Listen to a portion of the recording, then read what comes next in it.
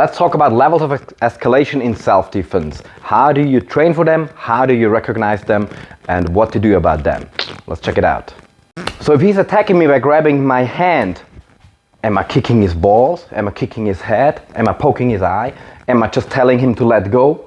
What is the appropriate response to a level of threat?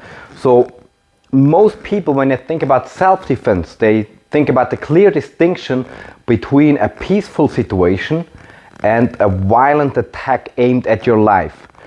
But to me, it's important to learn to further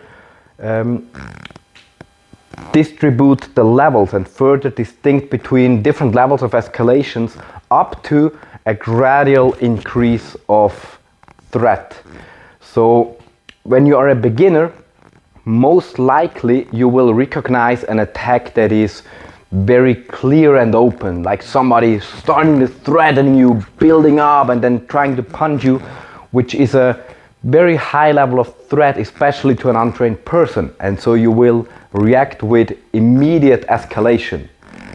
But with more training, you should be able to recognize an impending threat, an impending attack, and the self-defense should start much earlier. So I would like to say that your self-defense should start the moment you wake up, and the latest that it should start is when you leave your house. Because the most important aspect of self-defense is, as we all know, awareness. Situational awareness, how you carry yourself. Do not become the target of an attack, which is, it's not victim blaming at all. If you are attacked, it's not your fault at all, most likely, but there are things that you can do to reduce the risk of being attacked. So if he's an attacker, he will probably look for somebody who is an easy target. If I'm daydreaming about and walking unstable and just generally look weak and miserable, I'm much more likely to be attacked. When I worked as a bouncer, I very much learned that, like the days that I felt like I could like literally just rip out trees from the floor, and I was like, yeah, today somebody just need to start shit. Nobody does. They do start shit like 5 o'clock in the morning, it's rainy, it's cold, you just want to go home, you're tired. That's the moment. Okay? So to be ready for an attack greatly reduces the risk of getting attacked. Now, between those extreme points of a very peaceful situation where he brings cakes and cookies to me and where he's trying to kill me, there are many different levels that you should recognize. Okay? First we need to distinguish between a life-threatening attack. He's trying to kill me, maybe with a knife or a gun or maybe even with his hands, but his point is to kill me, and my only possible response is to fight for my life. Kill or be killed. I need to switch him off or get away. That's my only chance now. And between that life-threatening situation and a simple comment fight where he just wants to prove his social status, which especially for males is much more likely. So it starts with a monkey dance. It's like, and what you gonna do, blah, blah, blah, blah, blah. And we all know it. And in that middle stage, de-escalation is very much possible if you are skilled enough. And also it's very possible if you are skilled enough to solve the situation by simply physically overcoming the attacker and making him realize that he picked the wrong opponent. But to do so, you already need to have a high level of training. So what I want to teach today is that if you are untrained, almost any level of violent threat will become a life-threatening situation. If I'm untrained, I cannot distinguish between him just wanting to punch me in the face a couple times, him wanting to take my wallet, him wanting to kill me, or whatever he wants to do violently against me. Maybe even if he just wants to insult me, he's just coming at me and he talks bad things about my mother, and I already feel very much threatened because I only know peaceful and not peaceful. And in the beginning, that is quite well, but it brings the problem that what am I doing if I'm in a like family party and my uncle just grabs my wrist and doesn't let go. So if I can only choose between not doing anything at all and fighting for my life, the risk is high that I'm choosing the wrong option, because both of them are wrong. I cannot just let him grab me, and it's not yet the situation to fight for my life. I would be wrong if I would like pick his eyes out and pull off his balls and, you know, like just try to kill him or slit his throat. It's not yet that level. So it's advisable to learn distinctions. Right now, the best thing that I could do is, even before that middle point, is to tell him to let go. Okay, so the self-defense already starts. If he holds me and I wish not to be held, I'm telling him to let go, and the need to make sure that he understands. One of the most common mistakes at that level, especially by women but also by men, is to say it in a joking manner because they wish not to appear threatening or upset. They're like, haha, you need to let go now. Then he thinks it's a game. I'm like, hey, let go. And if he doesn't let go, the next level starts. Okay, maybe your next level is to like become physical. My next level would be even one step before, to tell him let go or I will defend myself. At that point he must realize that I am serious about that matter, and he most likely will let go. And if he doesn't, guess what? I will defend myself. Never ever use empty threats. I tell him what I will do, let go or I will defend myself. If he doesn't, I will very likely use a very low-level defense that is aimed just at freeing my hand. If I fail at trying to free my hand, I will either take the time to warn him that then I will start fighting, or I will immediately start fighting. I'll immediately start coming like boom and like wow, and I told you I want you to let go. And so it's very useful even in other situations to have those distinctions. To me, if a very advanced bouncer can recognize the level of threat and use the lowest level of escalation.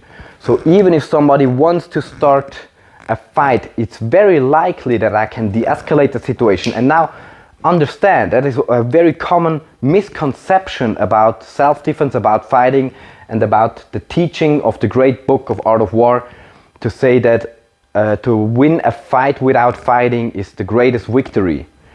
But to win a fight without fighting is a very different thing than to lose a fight without fighting. So if he wants to start shit with me and start fighting and he's insulting me and I'm just like, yeah, I'm a worm, just don't attack me, and I get off, I was not winning the fight without fighting. I was losing the fight without fighting. If my only goal is to go home physically healthy, then that's okay.